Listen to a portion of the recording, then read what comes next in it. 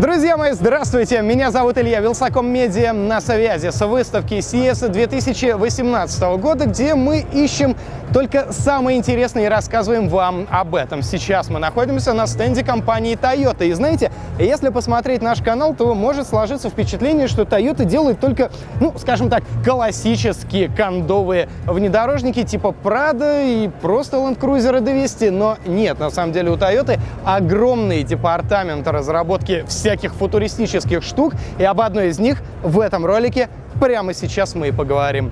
Поехали. Концепт позади меня называется e-Pellet, и в действительности это не просто 8-колесный фургончик с дисплеями вместо дверей, но целая платформа автономных автомобилей, которые помогут так или иначе развивать самые разные сферы бизнеса.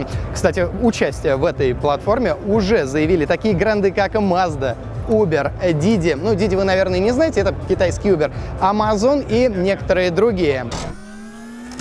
Судя по тому количеству автономных автомобилей, представленных здесь на CES, в будущем нам личный автомобиль вообще не будет нужен, поэтому что я предлагаю? Заходите сейчас по ссылочке в описании, там CarPrice, продаете свою машину, и вот вы, значит, при бабле и ждете, когда к вашему подъезду подкатит вот такой e-Pellet, где вы сможете подстричься, побриться, купить кроссовки, заказать пиццу и сделать много всего другого. Фактически Toyota хочет привести свой вагончик в абсолютно все сферы жизни. Его можно превратить в абсолютно любой бизнес на колесах. Хотите передвижной барбершоп?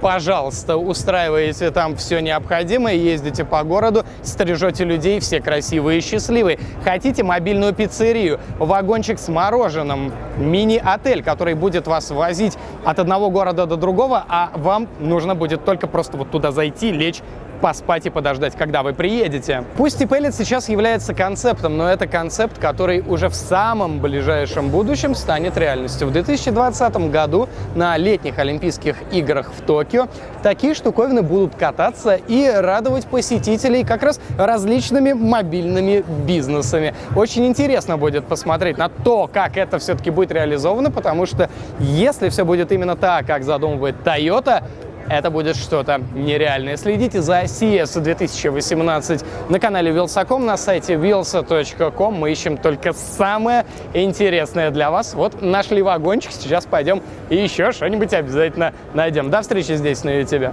Пока!